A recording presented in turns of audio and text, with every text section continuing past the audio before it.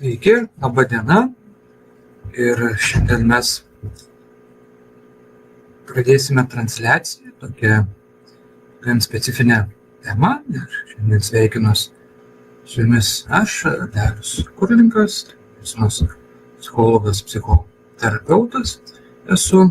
Ir su šia tema tikrai tenka sąlyginai dažnai, sakyčiau, susidurti, būtent apie psichologinės traumas ir būtent tokius darbo pagrindus su psichologinė trauma patyrusiais žmonėmis. Ir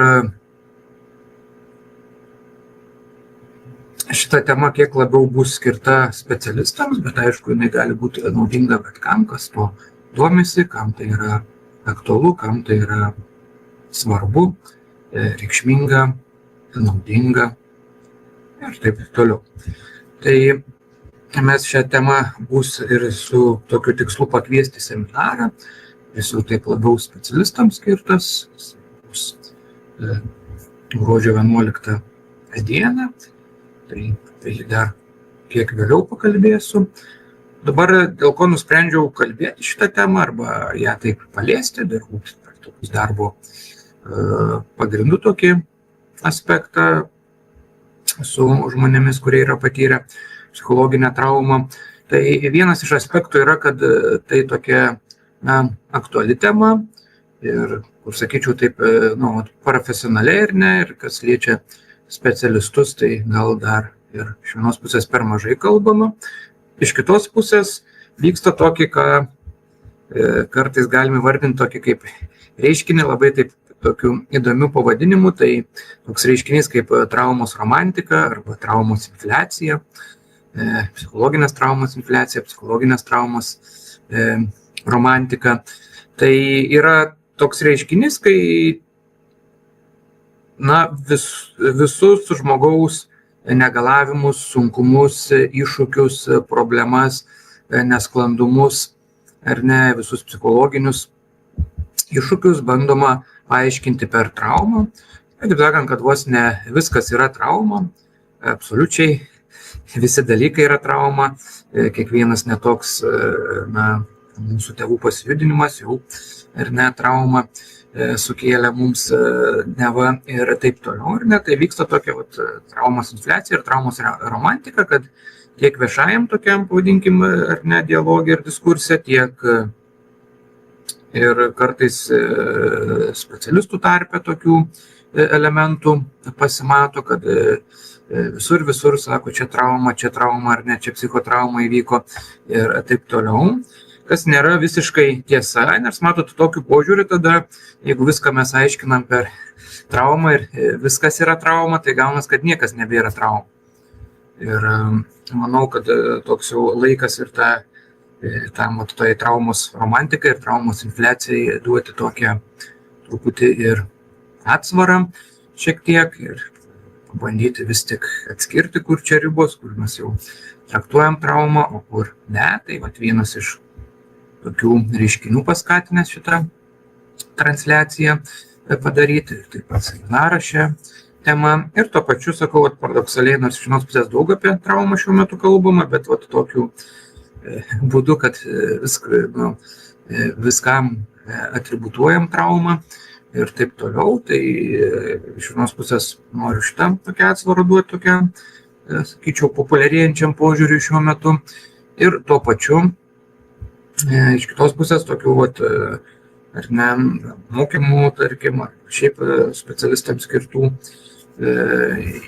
į dalykų apie traumas, dirbti su jom, ypač per praktinę tokią prizmę, tai vis dar nėra tiek daug. Tai tokie dalykai, kas paskatino apie tai kalbėti, apie tai pasakyti. Ir kaip minėjau, tikrai bent jau terapeutų kabinete dar kalbėsiu apie tos skaičius, bet žmonės, kurie yra patyrę psichologinę traumą, tai tikrai galima sutikti ir tikrai nėra retas reiškinys. Bet prieš judant toliau, tai vis tik pamėginkim tą apsibrėžti. Štai taip mes seminaro metu, aišku, plačiau apie tai kalbėsim, giliau ir techninius tam tikrus niuansus lysime, bet tokiai kaip transliacijos kontekste vis tiek noris pamėginti bent jau kažkokį tokį apibrėžimą duoti, ką mes vis tik laikome traumą ir po to aptarsim, ko vis tik bent jau klinikiniam kontekste nėra laikoma trauma. Tai psichologinę traumą galima apibūdinti kaip kliniškai reikšmingus asmens afekto, kitaip sakant, taip kaip jisai jaučiasi, kaip emociškai reaguoja, mąstymo, atminties, savasties, elgesio, tarp asmeninio funkcionavimo pokyčius, atsiradusius po asmens susidūrimo su potencialiai traumuojančiu įvykiu ar įvykiais, kuris arba kurie ženkliai viršė asmens turimus resursus ir galimybės su juo susidoroti. Ir to įvykio metu, ir po jo. Tai toks apibrėžimas, pavadinkim, kuris ganėtinai bendrinis yra, bet tuo pačiu atspindi tokie esminius dalykus, apie tai, ką mes galim traktuoti psichologinę traumą. Čia noriu atkreipti dėmesį, yra toks žodelis šitam apibrėžime - potencialiai traumuojantis įvykiai. Čia tą verta įsąmoninti ir įsiminti, kad vis tik trauma ne tiek patys įvykiai savaime sukelia kaip tokie, o būtent žmogaus reakcija susidūrus tuo metu su tais įvykiais. Ar ne? Ir būtent tai trauma nėra kas mums nutinka, pavadinkim, o tai, kas vyksta mumise. Ne tai, kas mumise įsivyksta susidūrus su potencialiai traumuojančiais įvykiais. Nes kaip matysite, netgi ne visi žmonės, kurie suduria su potencialiai ar ne, su potencialiai traumuojančiais įvykiais, kurie susiduria žmonės, tai ne visi būtinai išsivysto psichologinę traumą. Ir čia toksai yra įdomus niuansas, kad taip, yra tam tikri įvykiai, dar prieisim prie to, kurie vis tik priklauso tokiai kategorijai, kurie gali potencialiai sukelti traumą. Ir jie skiriasi nuo tų įvykių, kurie negali. Bet yra raktinis žodis, kad potencialiai traumuojantis įvykiai. Šitą noriu labai užakcentuoti, nes ne visi žmonės sudūrę su potencialiais traumuojančiais įvykiais nebūtinai patiria psichologinę traumą. Ne? Ir čia aš ką matau kartais, sakyčiau, ir taip bendroji populiacijai, dabar iš vienos pusės gerai, kad žmonės atviriau daugiau kalba apie tai, domisi. Iš kitos pusės šiek tiek ir specialistų tarpe, kad bet kokį įvykį, kuris potencialiai traumuojantis ir netgi kai kurios įvykius, kurie net nepakliūna, tai pavadinkime potencialiai traumuojančių įvykių kategoriją, linkę automatiškai traktuoti kaip traumą, bet taip nebūtinai yra. Tai ką visą tai reiškia, tuoj prieisime ar ne, kaip tą galima suprasti ir panašiai.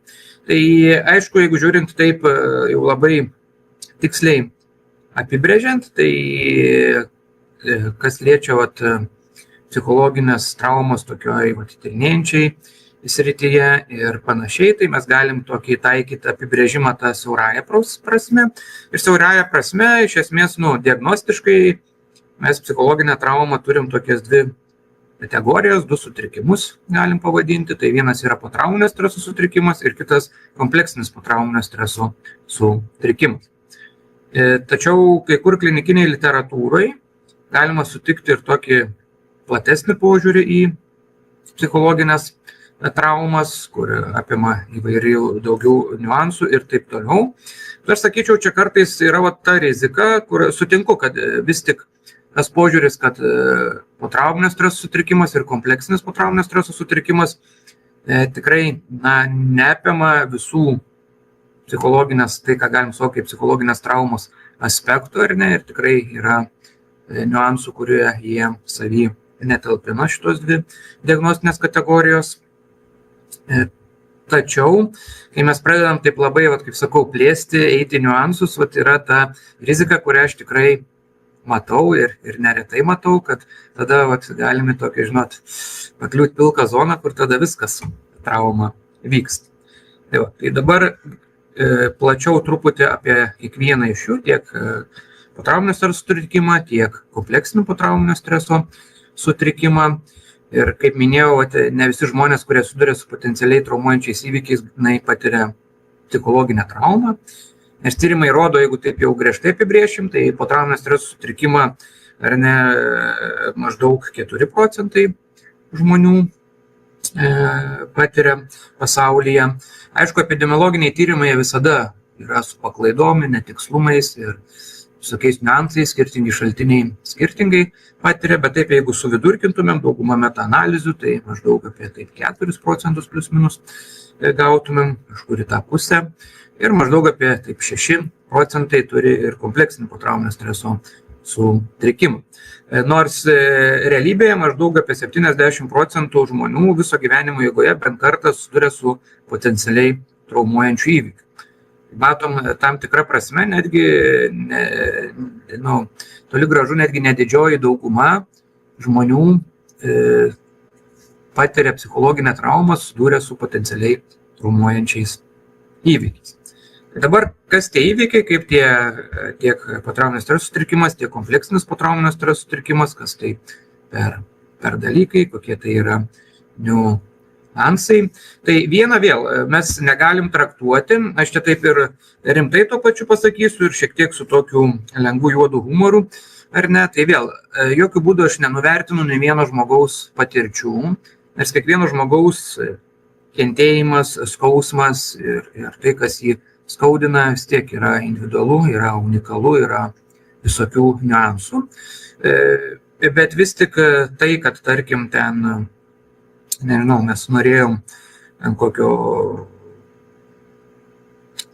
rožinio dviračio, o gavom juodą vietoj to, tai toks įvykiais niekaip negali būti, visai nepatenka į potencialiai traumuojančių įvykių kategoriją. Taip, tai gali būti įvykis, kuris mums nemalonus buvo, skaudus, galbūt kažkokiam aplinkybėm, jeigu tėvai vieną žadėjo ir mes būtent tą išsirinkom ir po to bandė tai, kad mes galbūt buvom nepatenkinti to, labai, kaip sakant, mumis gėdinti, dar kažką sakyti, kad ten nepriemam dovanos apskritai ir neturėtumėm džiaugtis ir visa kita, ir tai gali būti labai nemalonu ir skausminga netgi toks įvykis, bet tai, jeigu žiūrėsim tiek per potrauminio streso sutrikimo prizmę, tiek per kompleksinio potrauminio streso sutrikimo prizmę, toks įvykis negali būti traktuojamas kaip potencialiai traumuojantis. Tai gali būti nemalonus įvykis, skausmingas emociškai įvykis, bet tai nėra trauma. Aš šitą labai akcentuoju, nes sakau, ta traumos infliacija tikrai jaučiama.